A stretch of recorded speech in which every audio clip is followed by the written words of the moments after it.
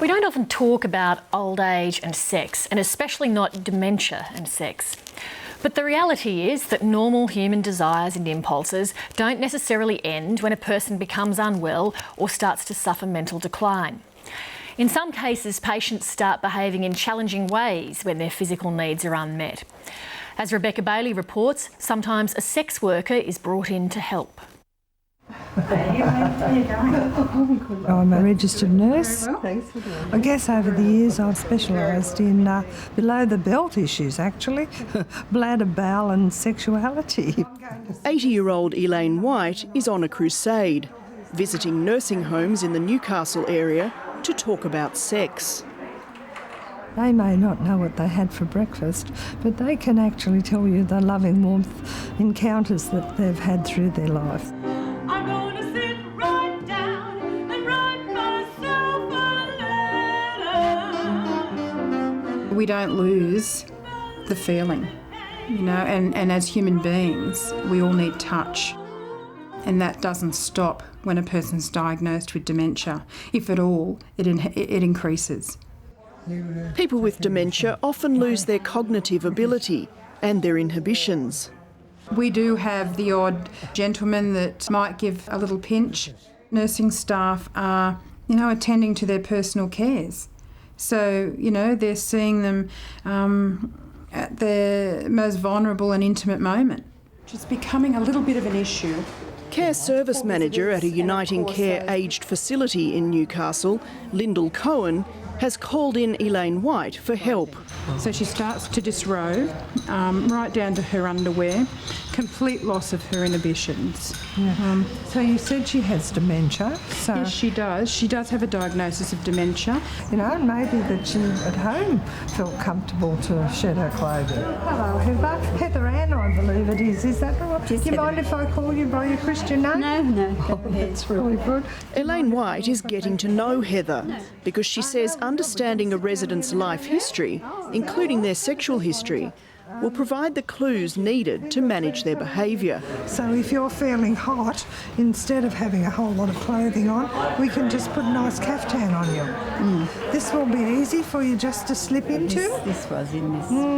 I asked if he'd like me to organise a masseur. He looked me straight in the eyes and he said, "Do you go all the way?" Elaine White argues that remedial massage can be helpful, and in some cases employing a sex worker can be great therapy. If they had been using the services of a surrogate partner, well, then you would re-engage that for them. I mean, some people like to look at sexually explicit DVDs or magazines.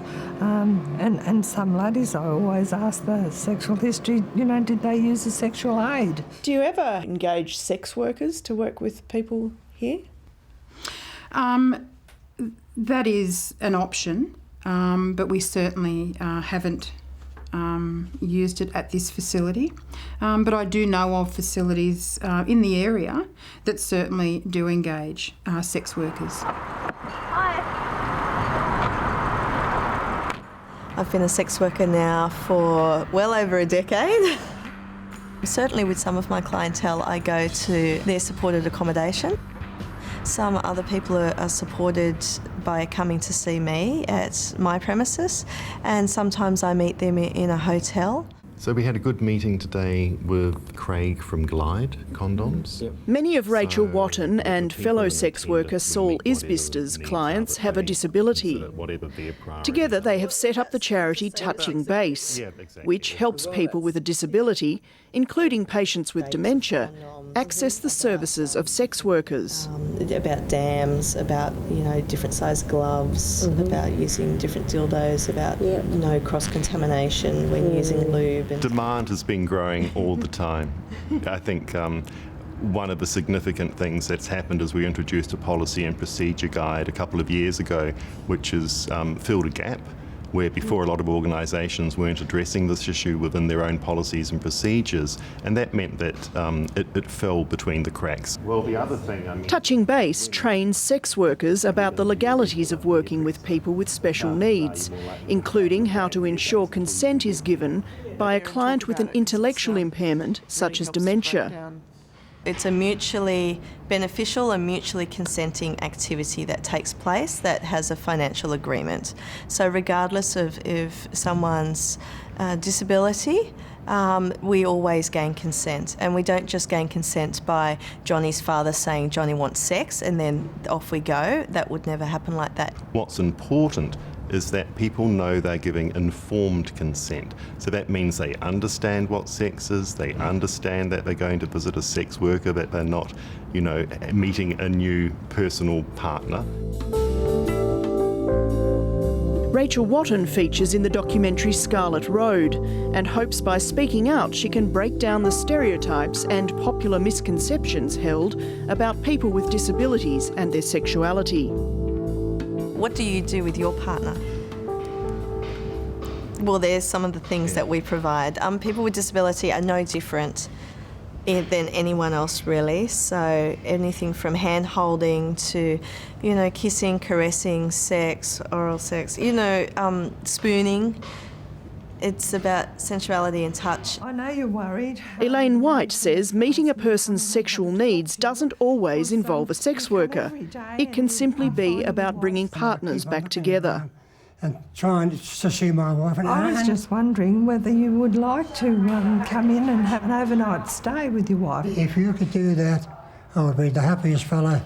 I was going to say in Newcastle, but I would say Australia. Give us another one. Give us another one. Just go home.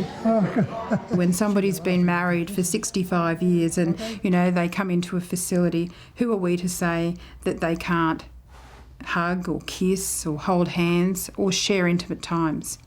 Okay, you be good. For Elaine White, her campaign's about human rights and understanding that no matter how old they are, people still need intimacy. Sexuality is inherent in all of us. It's the thread of human existence. It is a birth to death continuum.